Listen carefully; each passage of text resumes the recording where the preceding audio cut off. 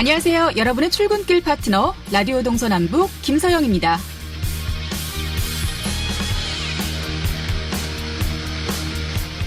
지난 주말 공무원과 경찰, 군인, 자원봉사자들까지 모두 한마음으로 강릉과 삼척의 수해 지역에서 응급복구에 나섰습니다.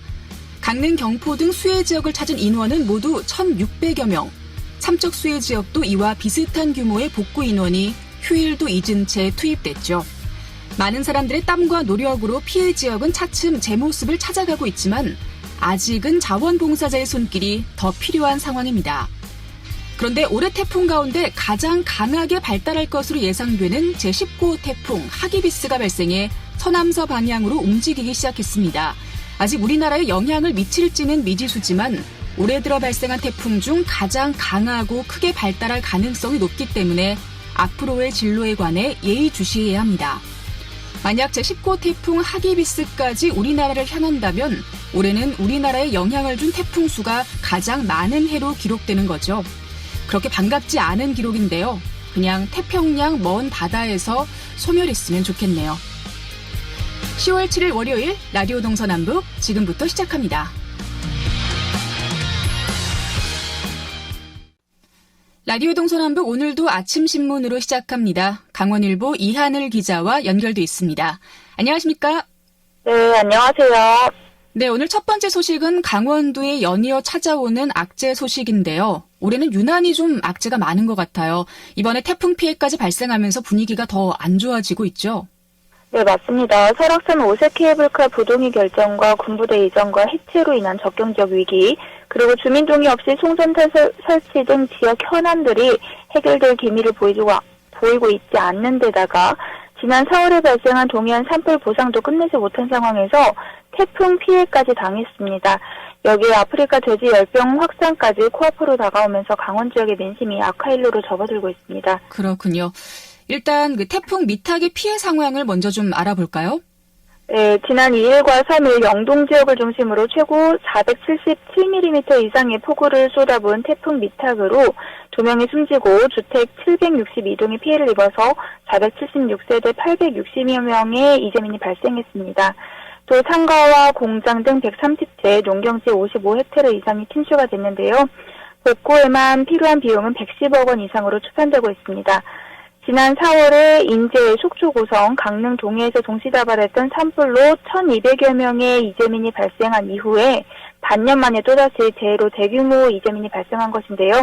특히 강릉과 동해는 산불에 이어서 수해까지 연쇄 피해를 입어서 더욱더 안타까운 상황입니다. 네. 그리고 이번 태풍 이전에는 오색 케이블카 사업이나 또 송전탑 설치를 놓고서 설악권의 민심도 악화되고 있었잖아요. 예, 맞습니다. 30년 동안 수건 사업이었던 설악산 오색 케이블카 사업이 풀리는가 싶었으나 현 정부가 부동의 결정을 내리면서 민심은 최고조로 격앙돼 있는 분위기입니다. 또 춘천과 속초, 동서 고속철도 역시 설계 적정성 검토가 마무리되지 않으면서 총 사업비 확정과 설계 착수 등의 로드맵이 계속해서 지연되고 있습니다. 여기에 송전탑 230여 개가 들어설 예정이었던 영월과 정선, 평창, 홍성, 홍천 등 영서 남부권도 주민들과 사전 협의 없는 송전탑 설치로 반발 여론이 하루가 다르게 확산되고 있고, 지역 주민들은 정부가 송전선로 건설을 강행할 경우에는 제2의 밀양 송전탑까지 재발할 수 있을 것이라고 경고하고 있는 상황입니다. 이와 관련해서 정부와 여당이 어제 태풍 피해 지원을 위한 긴급 고위 당정청 회의에 이어서 오늘 민주당과 강원도 간의 예산 협의회 등을 잇따라 개최하기로 한 것도 이 같은 강원도 분위기가 심상치 않다는 것을 인지하고 있기 때문으로 보이고 있는데요. 그러나 특별한 해결 방안이 나올 수 있을지는 미지수입니다. 네.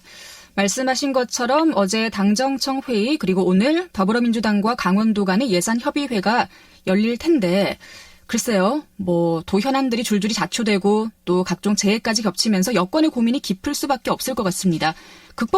이 상황을 극복할 만한 대안을 제시할 수 있을까요? 우선 강원도와 민주당은 오늘 오후 2시 국회에서 하반기 예산정책회의를 개최를 하게 되는데요. 국회 심사를 앞둔 내년 정부 예산안에 강원도에 배정할 국비를 추가로 담기 위해서 마련한 회의지만 강원도 정치권에서는 사실상 강원도 여론을 다시 끌어올릴 전략회로 보고 있는 시각이 다수입니다. 여권에서조차 강원도 민심이 심상치 않다라는 진단을 내놓을 정도로 지역 여론이 악화되고 있다는 분석인데요. 가장 큰 원인은 잇따른 도현안 사업의 자초입니다. 앞서 말씀드렸다시피 설악산 5세 케이블카 사업은 중단 위기에 처해 있고 국방개혁에 따른 군부대 통폐합도 주민의 생존권을 위협하고 있는 정책입니다. 여기에 금강산 관광재개도 아직 성과가 없고 엎친 데 겹친 격으로 지난 3일에는 태풍 미탁이 동해안을 휩쓸면서 민심이 흉흉하다는 말까지 나오고 있습니다. 네, 정치적 박탈감도 큰 것 같아요. 지난해 6.13 지방선거에서 강원 정치 역사상 처음으로 민주당이 압승을 거둔 데다 여당 조지사가 3선에 성공해서 캐캐 묵은 현안 해결에 집권 여당이 앞장서 줄 것이다라는 기대감이 높았었는데 글쎄요, 기대가 충족이 됐는지 모르겠습니다. 네, 맞습니다. 더욱이 강원도가 2018 평창 동계올림픽을 통해서 남북 대화의 물꼬를 열어준 만큼 중앙정부 차원의 정치적인 배려와 또 정책 혜택을 바라는 여론이 적지 않았습니다. 그러나 아직까지 민주당은 도 현안 해결에 이렇다 할 정치력을 보여주지 못하고 있다는 평가가 아주 많습니다. 오세 케이블카 사업의 경우에는 오히려 정치적으로 적폐 낙인이 찍혀 있었고 또 당이 각종 환경단체의 눈치를 보는 거 아니냐는 비판도 나오고 있습니다. 아무래도 내년 총선을 앞두고 있기 때문에 민주당 입지자들 입장에서는 지금의 분위기가 좀 난처할 수밖에 없을 것 같아요. 네, 특히 내년 4.15 총선을 앞둔 당내 입지자들을 중심으로 해서 위기의식이 고조되고 있는데요. 그렇기 때문에 당 차원의 파격적인 해법이 필요하다는 얘기가 내부에서 터져나오고 있습니다. 이미 자유한국당의 다수인 강원도 국회의원들은 현 정부는 물론이고 최문순 지사의 책임론까지 앞세워서 공세에 나선 상태인데요. 최문순 지사와 허영 도당위원장은 오늘 오세 케이블카와 국방개혁에 따른 지역 민심을 이해찬 당대표와 이인영 원내대표 그리고 조정식 정책위의장에게 상세하게 설명할 예정입니다. 여기에 송기현 의원과 신기준 의원을 비롯해서 10명의 당 소속 시당 군수들도 동참을 하게 되는데요. 어떤 회의 결과가 나올지는 오늘 지켜봐야 될 것 같습니다. 네, 지금 우리 강원도에 어려움이 많습니다. 우리 도민들의 마음을 좀 돌봐주시기를 바라겠습니다. 자, 강원일보 이하늘 기자와 함께 이야기 나눴습니다. 고맙습니다. 네, 감사합니다.